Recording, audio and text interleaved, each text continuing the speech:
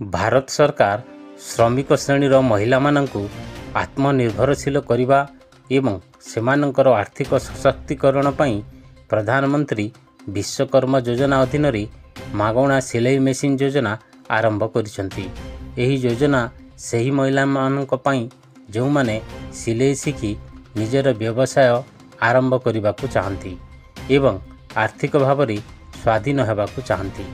सरकार को लक्ष्य होची एही योजना माध्यम महिला मानंकु सिलाई मेसिन सहित तालीम प्रदान करवा जहाद्वारा सेमाने घरू नियुक्ति पाई परिबे एवं सेमानकर जीवन धारण मान उन्नत करिपारिबे।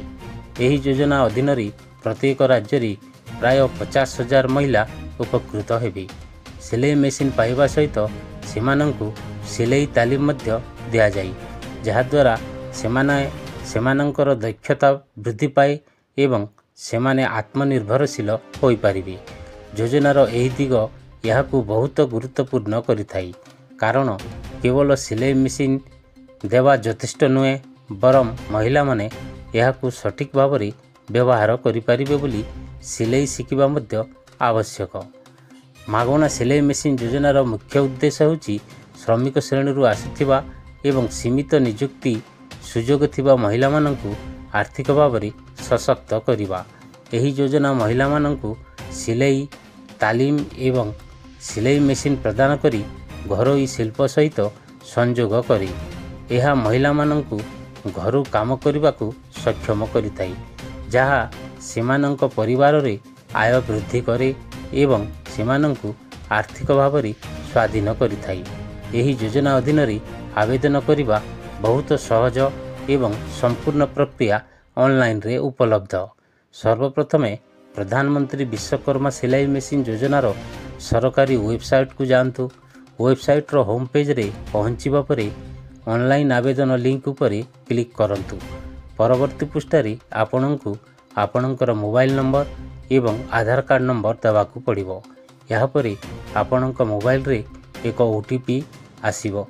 याकू सठिक भाव में पूरण करंतु एवं जांच करंतु। ओटीपी जांच हवा मात्रे आवेदन फॉर्म खोलीजिवो। फॉर्म रे पचारा जाइथिबा समस्त सूचना सठिक भाव में पूरण करंतु एवं आवश्यक डॉक्यूमेंट अपलोड करंतु। या परे सबमिट बटन दबाई एवं आवेदनर एक प्रिंट आउट नियंतु एवं याकू आपणक पाखरे सुरक्षित रखंतु। मागणा सिलाई मेसिन योजना सही महिला मानक पई एक गुरुत्वपूर्ण सुजोग जो माने आर्थिक दृष्टि दुर्बल एवं निज पई नियुक्ति सुजोग खोजुचंती। एही योजना सेमानंकु केवल सिलाई मेसिन एवं तालीम प्रदान करिबा नाही बरम सेमाने आत्मनिर्भरशील मध्य हेबे। जदि आपण एही योजना पई योग्य तेबे यथाशीघ्र आवेदन करंतु एवं एही योजनार लाभ उठांतु। यह केवल आपणकर आर्थिक स्थिति रे उन्नति आनिब नाही बरम आपणक परिवार रो भरण पोषण रे मध्य उन्नति आनिब।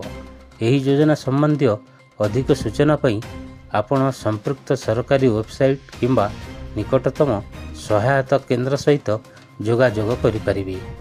वीडियोटी भल लागिले आम चैनल को लाइक और सब्सक्राइब करि नियंतु।